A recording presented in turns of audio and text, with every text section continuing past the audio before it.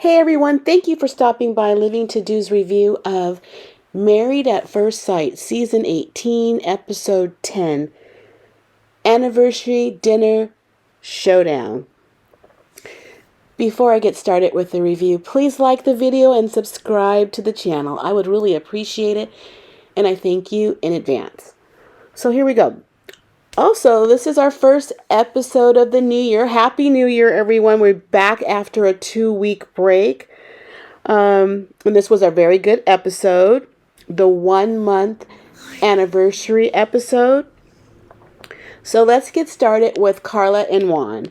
And basically, Juan brought Karla to his place of employment, which is some type of warehouse, which is where he does his construction. He makes furniture, wood furniture for corporations, something weird. And the way they had Karla telling it, that's how I understood it too. So he has a job. There's employees there. And while they're there, Karla tells him that she quit her job as a hairstylist at the hair salon. And he wants to know what she's going to do. What are you going to do for work? She cracks me up how she's just casually, sometimes I guess when you're married too, that's something you should really talk to your spouse about before you make that big life decision. She was visiting his office and tells him that she quit her job at his job. This is crazy. She says she realizes that she cannot be managed. Juan says you can't take direction. And she said that she is the direction. Little earth angel. I don't know what she is going to do. Now Juan, Juan doesn't want to fund her life. It's like he already saw this coming. Even the dad. Something about her employment was unsteady to them. His father questioned that. It seems like they're a very hardworking family. And Juan has a lot going on, and he doesn't have time or money to sponsor her life. He doesn't have the funds. He's doing a startup. So they go on their 1-month anniversary picnic, and Juan asks, what is she going to do? You can tell his head was really asking, where are you going to live? Out of concern. But Karla was excited to tell him about her new opportunity. She was asked to do someone's hair in New York. So Juan wants all the details. Did you get anything in writing? Rates and dates? Karla didn't do anything. She has nothing in writing. She has no business plan. And that's what Juan was afraid of. He can see how she's going about new business ventures. You don't know the first thing about business, and that's scary. In fact, that can get him in a lot of debt somehow, some way, because she doesn't do something right, doesn't have the right permit, license when she's doing something, gets caught. There's a lot she doesn't think. And if you're going to be in a marriage, those decisions that you make are going to affect other people. And clearly she's not thinking about that because she quit her job without telling him. Karla, we see, is just into careless living. Juan seems to hope that she lands on her feet because he won't be anywhere around. Okay, so let's talk about Madison and Allan. It's their 1-month anniversary, and they're lying in bed in their confessional, and then the dog interrupts them, and Madison is chasing that dog. You can tell that in this episode, I think she chased him around maybe 2 or 3 times, or she had something to say about the dog. She's not feeling that dog. I don't think she's feeling that dog at all. He's getting all over into their things, and he's running around, and she's screaming. He's getting into the underwear again. I'm like, why is it on the floor? Why is underwear on the floor? And then she said again. Again, why is the underwear on the floor? He's done this more than once. Oh, goodness. That isn't a good look at all. Allan tells Madison that he is happy that she is his wife, and she just giggles to that. apparently she doesn't feel the same way, I guess. She said something like how she felt about him on the wedding day, like she doesn't feel that way anymore. And that makes Allan nervous because he's going to get his heart hurt, you know? He can feel that because and he's so positive, even in her, she says these things and you must get like a ping in your stomach, like, oh, that hurts. But he carries on with still a positive attitude. I don't know. She doesn't like him. And I think he knows. Ugh. But he doesn't really know where she stands. They play tennis. While they're playing tennis, she's kissing him on the cheek. So I hope that doesn't give him mixed signals. He takes her out to a climbing activity. And he's like, all he can do for her. The instructor says, talks about, I guess, maybe how he's in shape or what quality of shape he's in. Said to ask him to touch his knees to his chest. And he does as they're walking and you hear this loud crack. I mean, he's just doing more than he normally does to impress this girl. But she likes that he, makes these activities. But I think maybe he could be trying too hard. And when you try too hard, people get bored. I hope that's not the case. And I believe that's the case. It'd be nice if she warmed up to him. But hey, if it don't work, it don't work. Okay, so let's talk about Camille and Thomas. They're playing basketball, and it's their 1 month anniversary. Actually, Camille is waiting for him. He's late. And so he gets there late.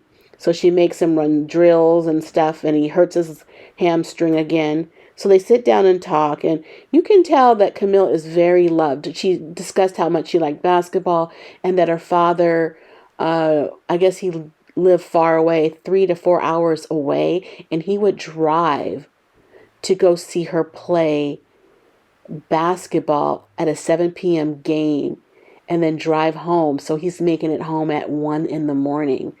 So he did show commitment to her. I'm sure all his kids, but at least to her, we see she talks about. So that's great. She feels that someone really loves her that much to make that type of sacrifice for her. And I think she's getting that same type of man in Tom, actually. Seems like he would do anything for her. They go out to cocktail tasting and they exchange gifts.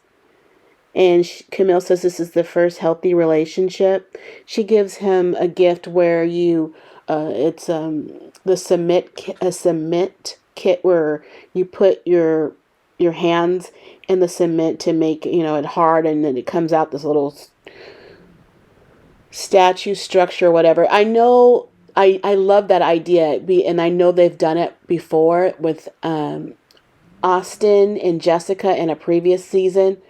So I love that idea then. I guess the producers are recycling some ideas, but I like that one, but I've seen it before.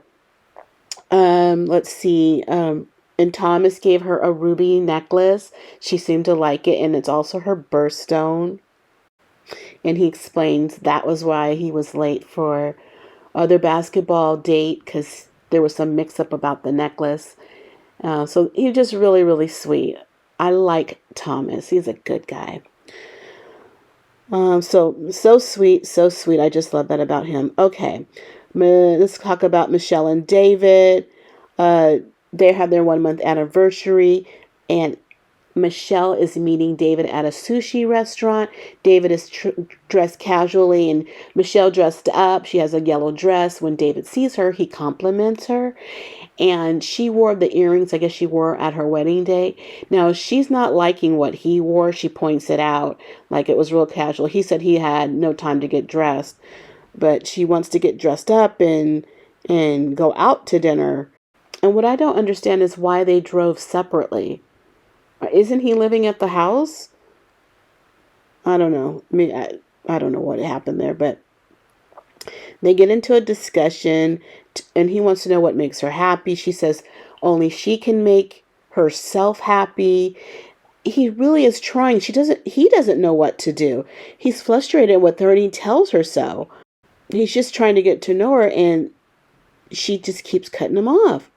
Now, she says she wants to be asked questions, which is so weird because when he does try to ask, gives him one word answers. So, well, that's letting the person know who's asking the questions you don't want to be asked questions because you're giving one word answers. So you're sending mixed signals, and then you blame your issues on the other person. I hope she sees this back, and please explain what is your position here. They get it back home, and they have their baskets from the experts with their photo album of their wedding pictures and their vows. And again, David compliments her on how she looked in the photos. You never hear her compliment him.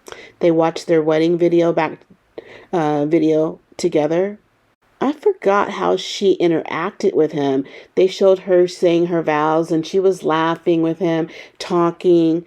I mean, I'm so glad that they got that on video because that's the only time that she was nice to him. And David cried watching the video. He was really touched.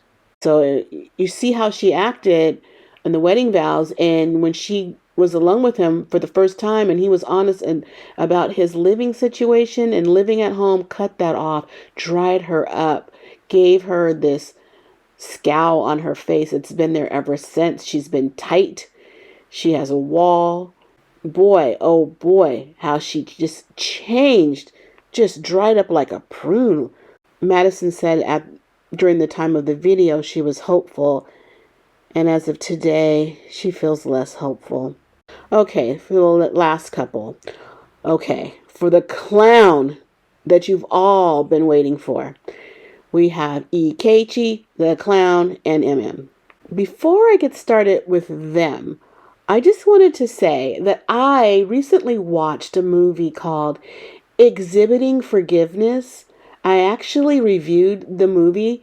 Find that also on my channel. I only bring it up because of the similarities of the main character in Exhibiting Forgiveness and Ikechi. The lead character in the movie and Ikechi are both painters, and they both have this kind of attitude, and it's the guy in the movie was from childhood trauma, though he was a little bit more balanced. He was a lot more balanced than Ikechi. It was just the similarities to them, and they looked similar too. That was another thing. So please check out that video it's a movie called Exhibiting Forgiveness, and the movie review is on my channel. Okay, back to them. It's their 1-month anniversary, and MM has set up a picnic in the park where they're going to be painting, and Ikechi does show up, and I think it was thoughtful of her to pick that as their activity, as he is interested in painting. You know, once again, she's doing something that he would like to do to show interest, to get him to feel comfortable, maybe to start to engage in a conversation. They talked about their marriage at the halfway point, and MM kind of gave off the impression that, it's not going to go, it seems bleak in a way. And he pointed out it was the halfway point. And in a game at halftime, if you're losing at halftime, doesn't mean you're going to lose the game. So he's insinuating that he's going to try. He's also possibly just gaslighting her to make her feel like he's still in on this. He always, or, it's a mixed signal. I don't trust that dude. I tell you, I don't trust him. So I guess MM felt comfortable to ask a question, and she did, and she's like waiting for an answer from him. He's taking his sweet time just looking at her and not saying anything, and she's like, kind of motioning towards like, what is your answer? Like, what's going on? And then he says, oh, I had something in my teeth. I said, oh my God. See, things like that, I swear, you would have to have extreme patience for someone playing you all the time. Things like that just irritate me about him. He's just so... It's like he does this crap and he dares you to say something so he can get something started with you. I can't stand him. Just weird. And that's it's a major red flag. Run for the hills, Run for the hills. Somehow, someway, they make it back at their shared apartment where they find their gift from the experts, their photo, their wedding photo, and their vows. And it's so weird. He's sitting on a chair. She's sitting on a couch where the coffee table is, where the wedding photo is. And he doesn't sit on the couch with her. She has to turn in an awkward way so she can share the video, the photo album with him. I wonder why she didn't get a video of her wedding. I guess no one needed to be reminded of that awkward kiss, but I just thought about that. Anyway, we'd be proving his point, I guess. So as they were talking about their vows and how if their vows still meant the same or something like that, and he gave a smart answer. I think she said something else like a normal person would, and he gets all bent out of shape. He said something like, hit a bear with a stick. I mean, his behavior seems so off. It was uncalled for. Honestly, he displays behavior of a person with a chemical imbalance that would make sense of this behavior. He seems like he needs medication. There is something wrong, something that needs to be diagnosed in that man. You keep hitting me upside the head with your answer stick. You will see less and less and less of me. And if that's what you want, I can give you these vows back, and that's what you can keep. He tripped out so hard over this, he left the apartment. She tried to reach him at 10 o'clock at night, and before that, after he left, MM went into the bathroom, and she was crying, and the cameras were still rolling, and then you hear the water. I think she was actually turning on the water to mask her cries, or the sound of her cries. And later that night, she was in bed, paging him at 10 p.m. at night. He wasn't home. He didn't come back. She texted him, no response. The next day was a couple's 1-month dinner where all the couples were going to meet. There's a confessional where Michelle is informing us that David won't be there. He had to work, but he did send flowers, and she shows us the flowers, and she seemed happy about that. Then they show us, this is before the dinner, Ikechi, we get informed by MM that Ikechi did stop by the house and pick up some shoes. He said hi and he left. Just odd. They all hop on a party bus, all the couples, and they show MM getting on the bus last, which I thought was sad. And they inquire, where is he? And she said how he called her an asshole. He called her an asshole at the park. He called her aggressive. They were just shocked at what they were hearing. Juan felt that there was unresolved issues. There was something that was not resolved with Ikechi, and that is why he acts the way he does, as he's just speculating. He doesn't have any facts. She told the group that she did touch him, which he, told people that it was inappropriate. She said, though, he put her hand on his private parts. She's telling everybody everything. Madison said, whatever angle he is on with this process coming on this show, it's going to come out. Why is he's going to come? It's going to come out what he's really there for. Everybody's clocking him. Everybody feels that he's not there for the right reasons. MM informed everybody that this is the second time he tried out for MAFS. They didn't know that. The group didn't know that. Well, Camille gave the group some good news. She let everybody know that her and Thomas consummated their marriage, but no one else has, apparently. So they get to the dinner. They're sitting at the table, And they're all sitting down. Well, look who comes in. Ikechi. Allan asked Ikechi, where have you been? Ikechi says, chillin'. Allan said, is chillin' a reason to show up when the dinner is half over? Ikechi said with a smart ass, yes, it is. He was smug. He walked in as if his entrance commanded attention and respect. He didn't speak to his wife, but all of a sudden David comes in. I don't know about the editing. Seems like Ikechi was happy to see him. Everybody was, oh, David's here, and he comes in. And apparently he should be working. He just dipped out. But that seemed to make Michelle happy. Camille then asked Ikechi, what's really going on? And he finally, at first he was kind of putting people at bay, but he finally said, no peace. My wife makes me feel like shit. Juan said, let's just be positive. MM blew up. She doesn't have much to give, she says. She said she received no calls, no texts.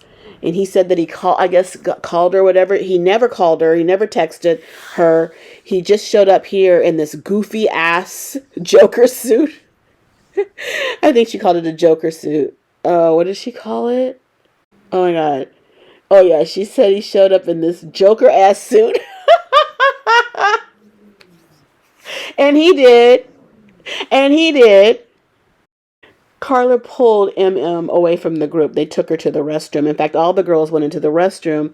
Then Ikechi explained to the guys his side, that she's aggressive, she's this and that. Oh, that's where she said, bring me a clown, I'll bring you a circus.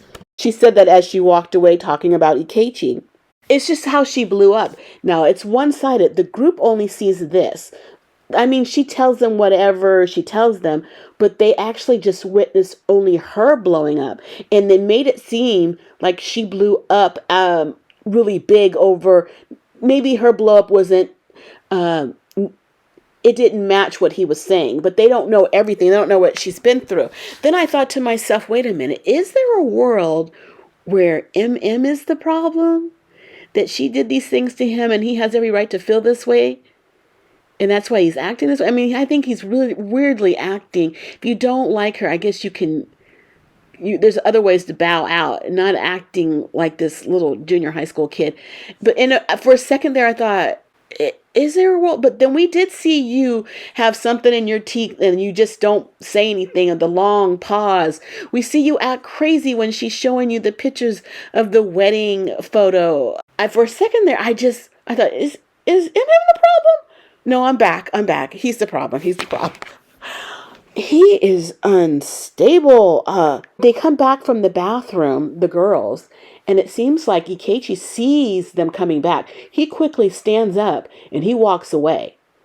And all the girls, everybody is back to the table. Now we see Ikechi on the side talking to one of the producers, talking about he can't do this anymore. And as he was walking away to the producer, he tells the group, I'm not sitting next to that.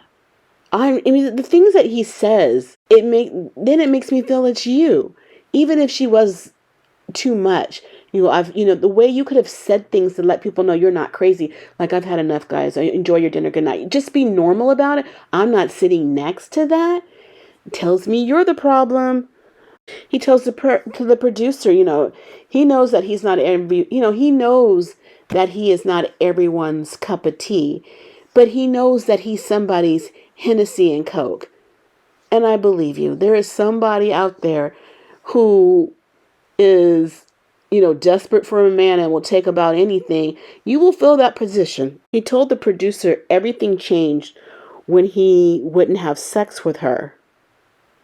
He said, you saw that kiss at the altar, which he had a point. That was weird on her part. I think she also thought that he would want to kiss her as much as she wanted to kiss him, and that's what you do at the altar. So she was all in, but the way she had her head tilted all the way, and he stood straight up, That was awkward. That was really, really awkward. Camille later spoke to alone. Told Camille that he called her aggressive. Right away, Camille knew and said, he knows not to call a black woman aggressive. He knows that's the number one rule. See, everyone knows that. So I know he knows it. So you did it to make a point. Call attention to her, embarrass her. Camille told he's going to see this back and he's going to see himself looking like a clown. And now that he has looked at this back, I wonder what he could say about his behavior. Explain that. Do you feel embarrassed by the way you behaved on television in front of all these people? So while everyone's out to dinner, Ikechi gets back to the apartment and takes all his stuff. So comes home and she lies down on an empty bed with an empty bed. So we see that Ikechi does a confessional and he says he doesn't want to be around people who make him feel smaller than them. Was that the problem? Were you just jealous? How did she make you feel smaller? Give us examples because I can't take your word for it. This week's episode was played out like a soap opera. I really enjoyed it. Please, thank you staying with me to the end. Please like the video and subscribe to the channel. I would really appreciate it, and I thank you in advance. But I gotta go because I got living to do. Bye.